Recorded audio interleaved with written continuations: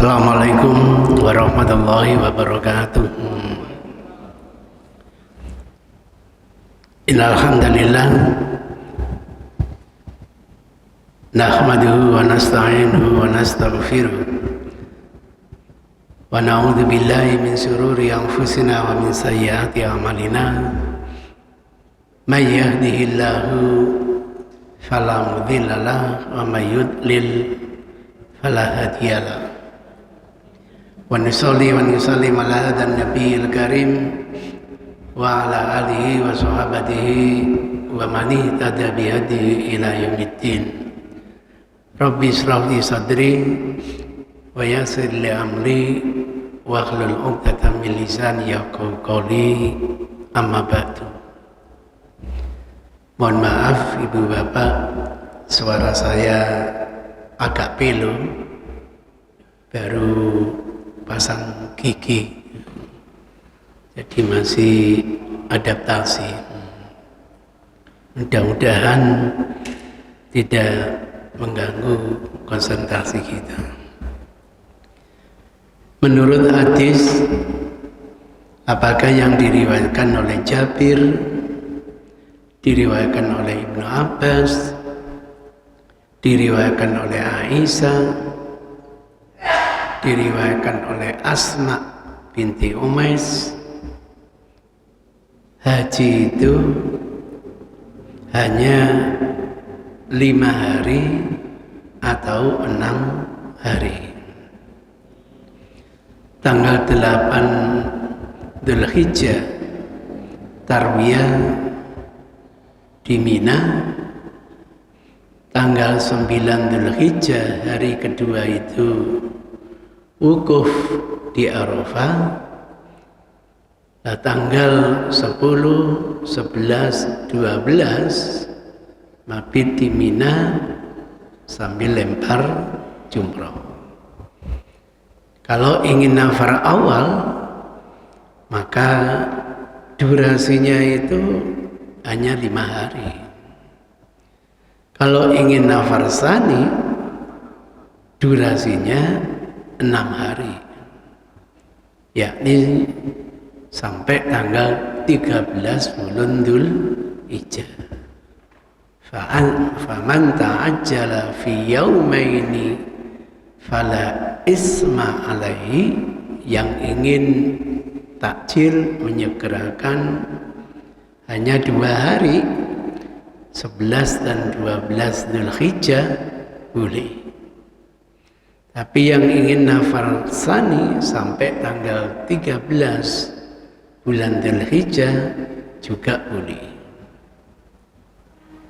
Sementara menurut Al-Quran, durasi pelaksanaan hajian itu bulan-bulan yang dimaklumi. Sebagaimana firman Allah Subhanahu wa taala, Al-Hajju ashhurum ma'lumatun. Oke lah, yang sudah disepakati katakanlah 3 bulan. Mulai bulan Syawal, Dzulqa'dah dan Dzulhijjah. Kalau 1 bulan itu rata-rata durasinya 30 hari, berarti menurut Al-Quran waktu yang dipersiapkan untuk haji itu sampai 90 hari. Itu sebabnya teman-teman jil ini punya pemikiran,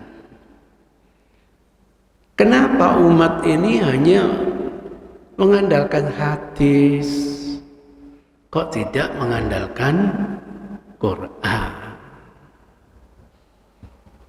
Dampaknya apa?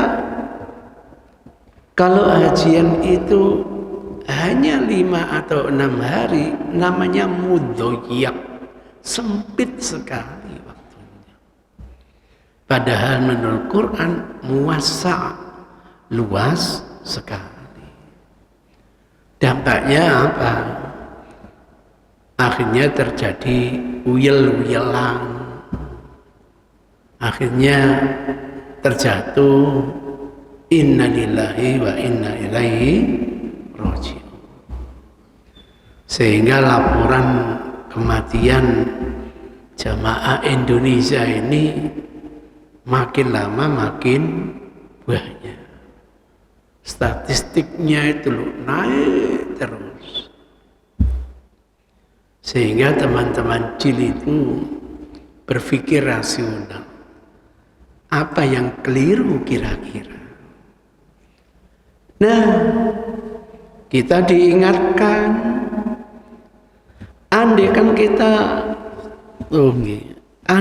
kita ini ingat Al-Quran, bukan hanya ingat hadis, gimana caranya hajian itu bisa di-shift begitu?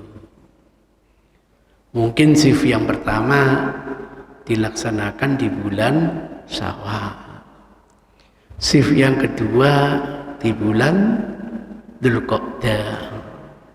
Nah, shift yang ketiga di bulan Dzulhijjah. Kalau masyarakat dunia tidak mau, hanya Indonesia yang mau, satu shift itu bisa sampai 7 juta umat. Nah, kalau 3 shift kan 21 juta umat. Maka panjenengan daftar hari ini, tahun depan sudah bisa berangkat. Gak seperti sekarang daftar hari ini 30 tahun baru berangkat. Ya kalau usia panjang. Kalau tidak nutut usianya, innalillahi, tidak jadi haji. Itu pemikirannya. Sampai muncul ungkapan, apakah memang ibadah haji ini ladang pembantaian manusia? Masya Allah. Oh iya mentolo ya, ada ucapan tulisan seperti ini. Itu ceritanya. Kadang-kadang kita ini menyalahkan emosi, tapi tidak tahu salahnya di mana. Kan hadisnya sudah jelas. Ya sudah, hadis itu kita bawa waktu yang afdol saja. Tapi tidak menutup kemungkinan kan boleh hajian itu di waktu-waktu seperti yang tidak dicontohkan waktunya oleh Rasul. Membikin analoginya itu menarik. Durasi waktu zuhur itu kan katakanlah 11:30 lebih dikit sampai jam 3 kurang sedikit misalnya. Lah kalau Rasul itu ajak menjalankan sholat zuhur katakanlah jam 11:30, itu kan hanya menunjukkan waktu yang afdol, waktu yang bagus.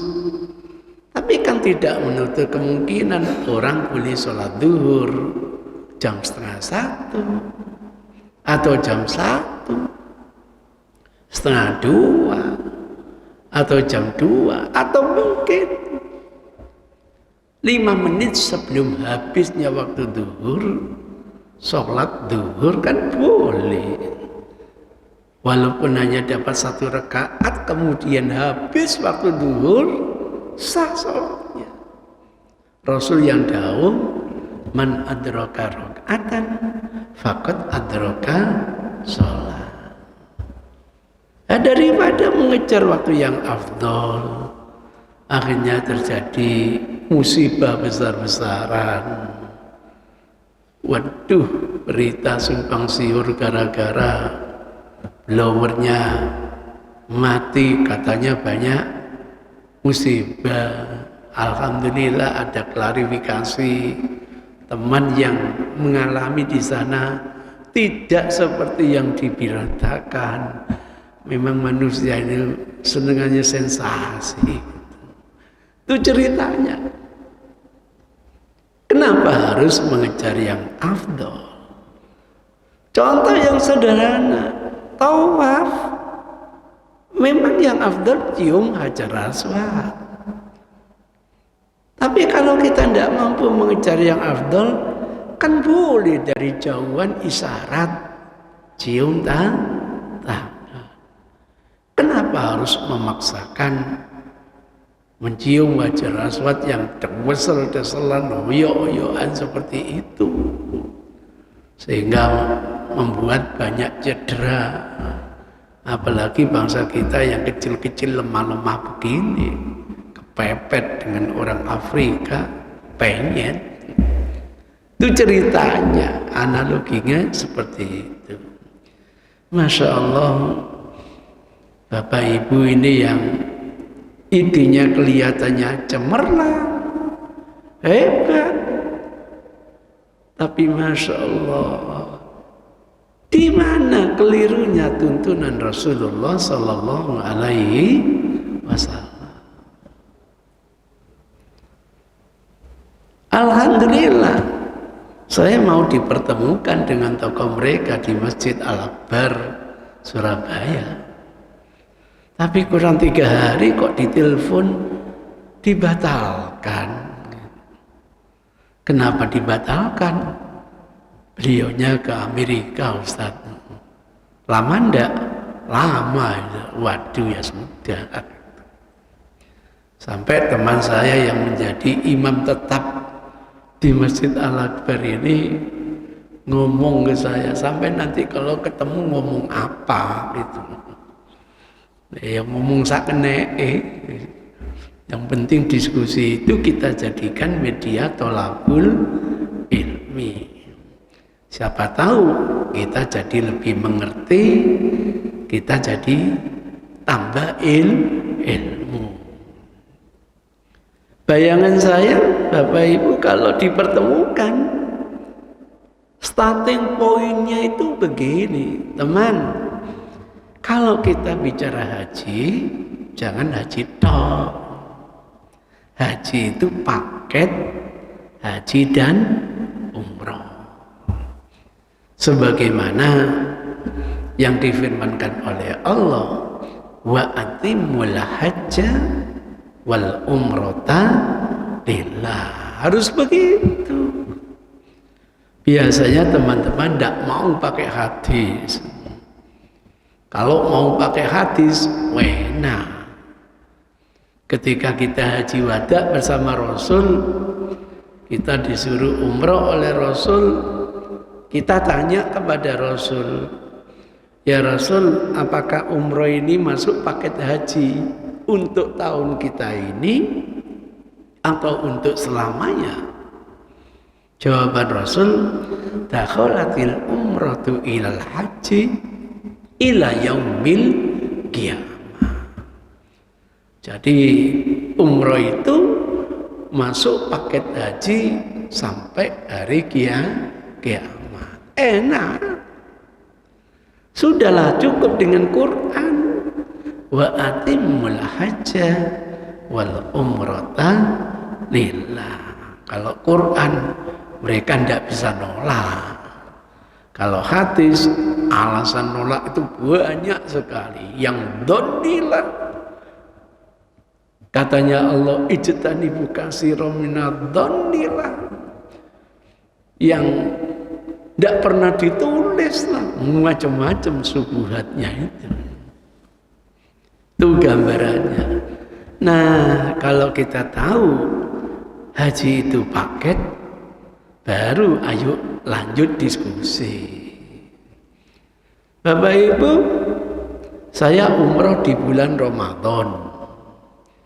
Umroh di bulan Ramadan itu kata Rasul, al-umratu fi Ramadan ta'dilu hajjatan ma'i. Siapa yang melaksanakan umroh di bulan Ramadan, nilainya sama dengan haji bersama saya, kata Rasul. Luar biasa pahalanya. Sehingga biayanya aja ngalah-ngalahi biaya haji. Apalagi untuk yang program 10 terakhir. Karena ada program itikafnya. Begitu mulianya umrah di bulan Ramadan. Pertanyaannya, boleh enggak umrah kita di bulan Ramadan ini kita jadikan paket haji? Tidak bisa. Kenapa tidak bisa? Belum masuk bulan-bulan haji. Itu berbeda kalau kita umrah di bulan Syawal. Walaupun fadilahnya tidak sehebat umrah di bulan Ramadan, misalnya tanggal 1 Syawal saya umrah, tanggal 2 Syawal saya umrah, bisa tidak dijadikan paket haji? Boleh. Kenapa? Sudah masuk bulan-bulan haji. Jadi tidak salah kalau Allah memberi durasi haji itu 3 bulan. Tanggal 2 Syawal saya datang dari Madinah sampai di Bi'ir Ali atau di Dzul Khulaifah. Ihram saya niati untuk umroh. Boleh. Umroh ini untuk paket haji. Boleh. Datang ke Mekah, tawaf, sa'i, tahallul, selesai.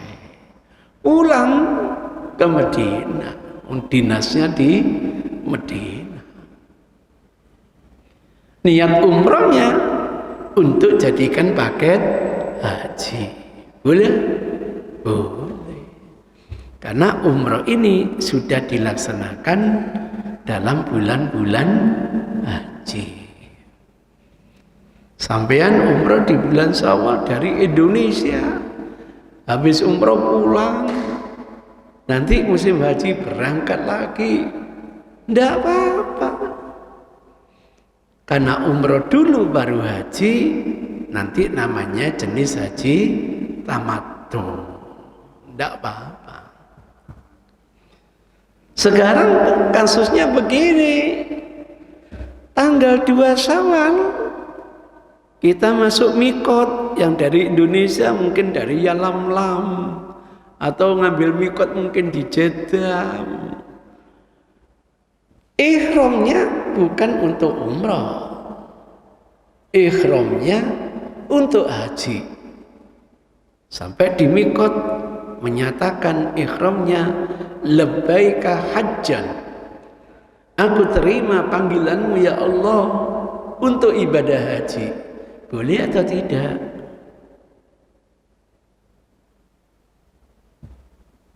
Boleh. Kenapa boleh? Sudah masuk bulan-bulan haji. Tapi, nah ini yang harus diwaspadai. Kita terus dalam kondisi ihram, tidak boleh tahallul. Niat kita ihram untuk haji. Sampai tuntas nanti wukuf di Arafah, kemudian pergi ke Mina untuk lempar jumrah nyembelih kurban.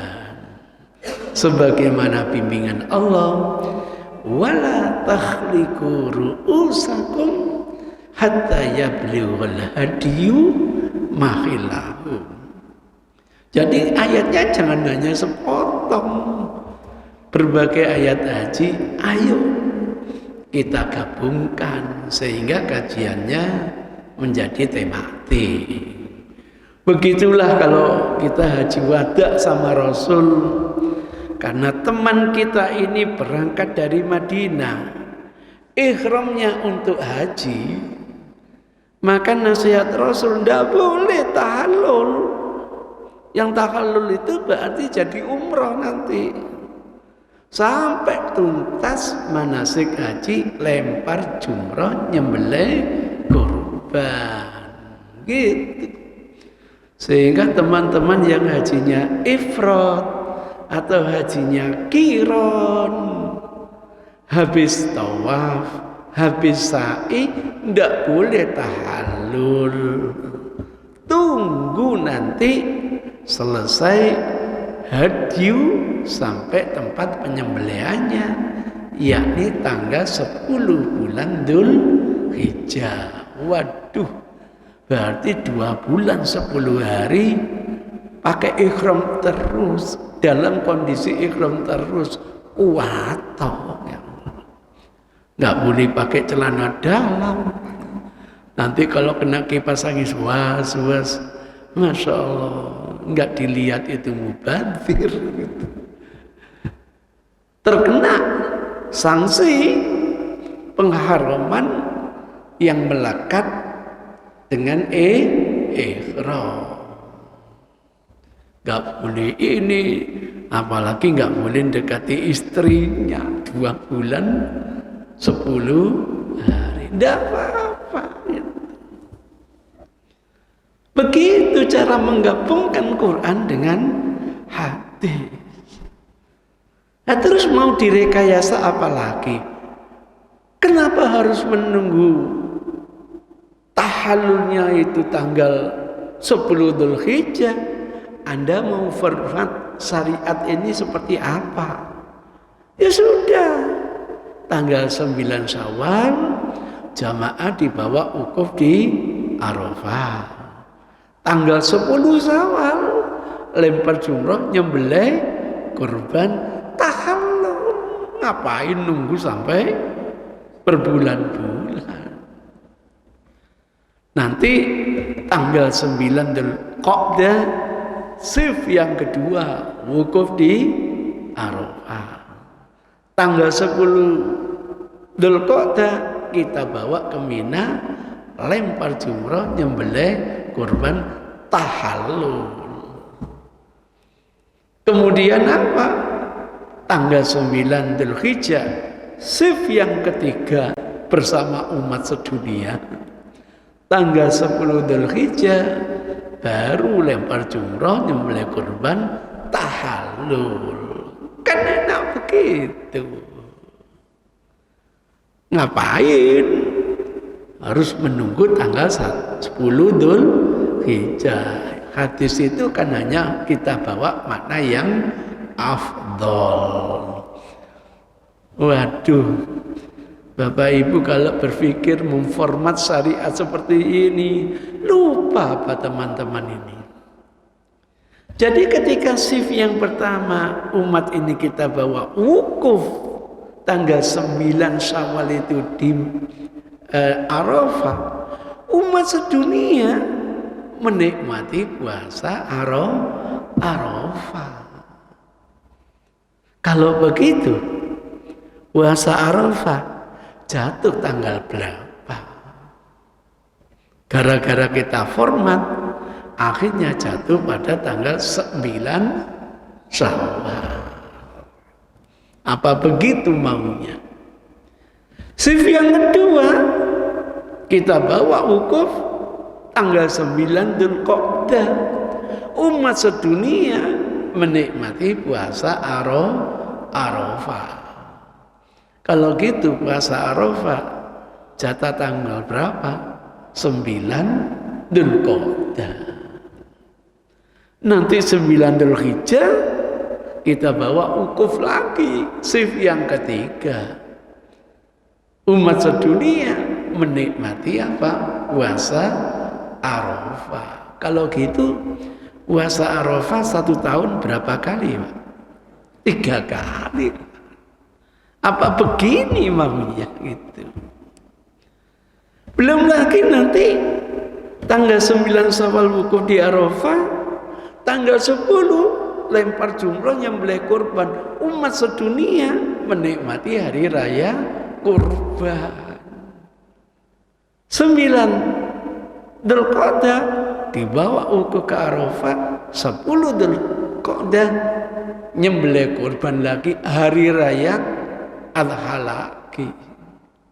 9 Dzulhijjah wukuf di Arafah, 10 Dzulhijjah nyembelih kurban. Umat sedunia menikmati hari raya Adha. Kalau gitu hari raya Idul Adha berapa kali, Pak? 3 kali kan enak mubalek. Yang ngeluh panitianya. Apa begini kita ingin membuat rekonstruksi syariah? Dikit-dikit usul rekonstruksi syariah, bongkar syariah.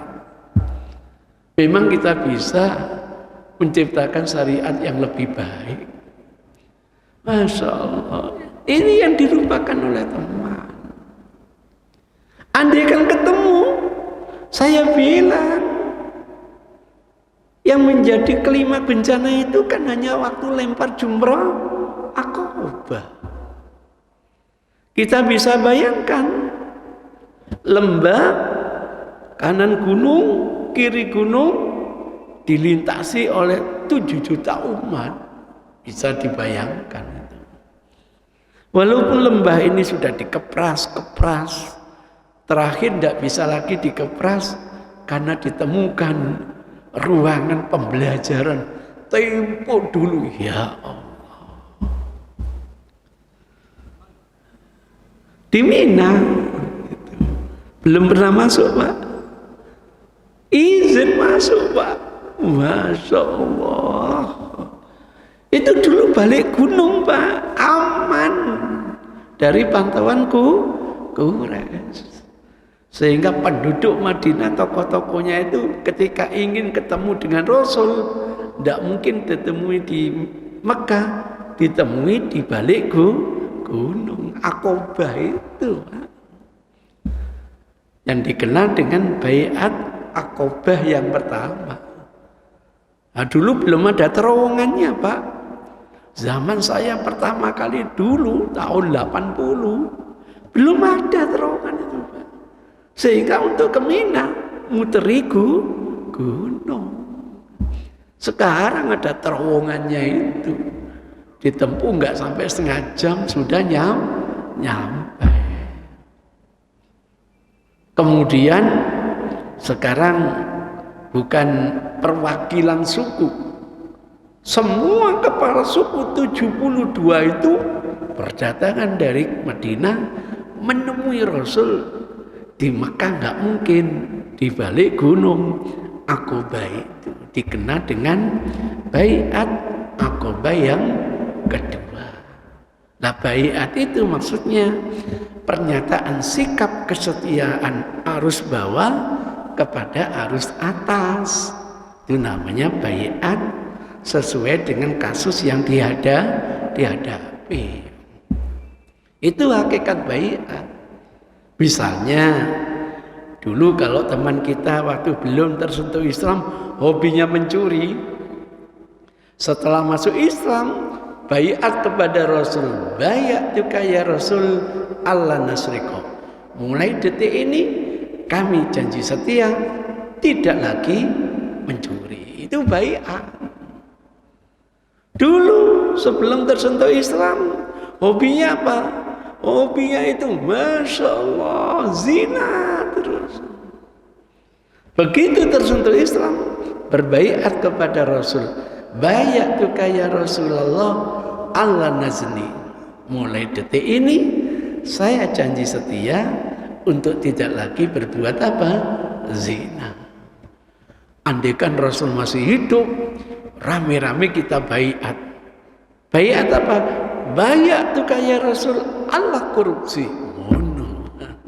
Mulai detik ini kami baiat, janji setia tidak lagi korupsi. Lah penduduk Madinah, tokoh-tokohnya ini berbaiat siap membela Rasul kalau Rasul mau hijrah ke kota Madinah. Karena apa? Hanya Rasul yang diyakini mereka bisa mendamaikan antar suku yang ada di kota Madinah. Maka secara politis mereka butuh biar Rasulullah segera hijrah. Nah, kalau dari atas ke arus bawah namanya pelantikan gitu Pak. Jadi baiat itu kasuistik per kasus, tergantung kasus yang dia hadapi. Sering disalahgunakan Pak. Kalau nggak baiat kafir, masya Allah. Padahal sudah haji, sudah sholat, sudah puasa, gara-gara baiat, cik kafir. Itu ceritanya, masya Allah. Jadi itu Aqobah, Pak. Paling kenanya 4 hari, 3 hari malahan, Pak. Tanggal 10, 11, 12. Oke lah 4 hari, 5 hari lah. Gimana kalau di shift itu 5 hari sekali? Tanggal 1 Syawal shift yang pertama, tanggal 6 Syawal shift yang kedua, tanggal berapa lagi, Pak? Habis 6. 15 ya? 11 shift yang ketiga, 16 shift yang keempat. Wow, daftar hari ini berangkat langsung. Apa begini maunya mengatur yang namanya syariat? Tidak bisa. Maka kalau kita ingin jujur, yang disalihkan jangan syariatnya, Pak. Kita pelaku syariat ini yang harus introspeksi. Kita yang harus menyalahkan diri kita sendiri, Pak. Kelimak yang jadi rawan itu kan langsung lempar jumroh ya, Pak ya. Sehingga banyak teman-teman mukimin itu nawarkan jasa lempar jumroh 50 real, timbangan mati kene. Gitu. Dijawab jamaah saya, lawang aku pingin mati kene ini. Masya Allah. Lah kalau satu orang 50 real, Pak, mewakili satu kloter, Pak, ulang bisa beli Avanza, Pak. Ya. Itu ceritanya. Adik mewakilinya gampang, tidak harus pertama, kedua, ketiga balik, enggak. Satu tempat lempar, untuk siapa? Absen A, selesai. Sekarang untuk B, selesai.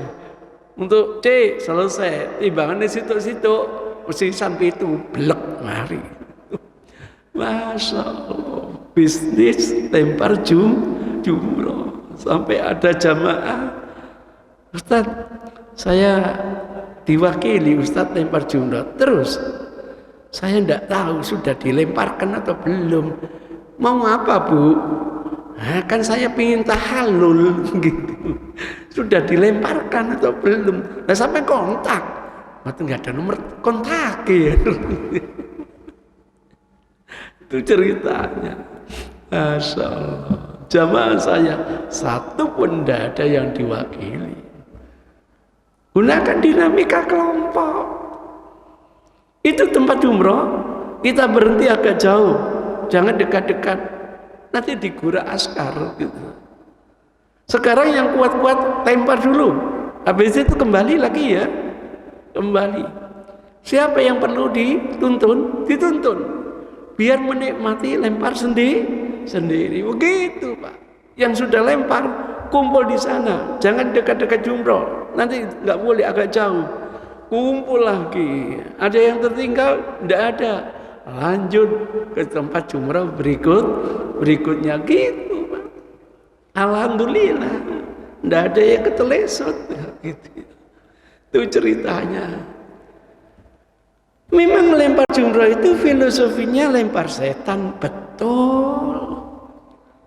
Sampai dalam hadisnya itu diceritakan bagaimana Ibrahim dulu dapat wahyu untuk menyembelih putranya, mesti mentalak no, diganggu setan, setannya dibalang gitu. Ustaz, masa Rasul diganggu setan? Wong Adam aja diganggu, Nabi Muhammad aja diganggu, apalagi kita. Berangkat lagi. Kira-kira 630 meteran, berhenti Anaknya mau disembelih, jenenge wong tua, ndak mentolo, diganggu setan, dibalang lagi setannya. Betul. Jumroh tengah atau wusta. Berjalan lagi nggak sampai 480 meter, lebih dekat lagi, berhenti, mau dibeleh, diganggu lagi, balang lagi. Namanya sudah 3 kali, tidak boleh ditunda lagi sudah. Sampai anaknya Ismail bilang, tutupi wajah saya Yanda, biar sampai itu mentolong nyembelih saya. Sampai begitu. Jenenge bapak, duwe anak situ, laki yang ingin melanjutkan tongkat istafet kenabian, lah kok dibelah gitu. Mbube anak perempuan gak apa-apa ngono bae. Ya Allah, karena ketaatan kepada Allah, sang bapak, sang anak pun harus ikhlas menjalaninya. Ditutupi wajahnya, pisau sudah ditaruh di atasnya, bismillah, diteriaki oleh Allah, kufayataka ya Ibrahim, hentikan tangan, cukup ujian bagi kamu. Cari domba yang bagus, sembelihlah domba itu sebagai hadiah, sebagai hadiah. Masya Allah, andaikan tidak ada teguran, kemudian anak betul disembelih, syar'un man qoblana syar'un lana, syariat sebelum kita ini juga syariat kita. Monggo siap-siap anak-anak digemukkan, nanti kalau gemuk satu persatu disembelih di raya kurban. Alhamdulillah. Itulah ujian terberat bagi manusia, sehingga Ibrahim mendapatkan predikat Khalilullah. Masya Allah. Itu gambaran ketaatan sang ayah dan ibu. Filosofinya lempar jumroh. Ayo kita bercermin kayak apa hajinya Rasul. Ketika Rasul sudah mendekati tempat jumroh, di atas untanya Rasul mengambil hasad. Hasad itu adiknya kerikil, besarnya dzarrah. Dzarrah itu biji jagung yang bisa dipegang 2 jari. Ditunjukkan kepada jamaah. Tidak ada yang namanya emosi. Tumaknina ibadah itu. Bismillah ala millati Rasulillah. Allahu Akbar 1. Allahu Akbar 2. Allahu Akbar 3. Sampai berapa kali? 7 kali.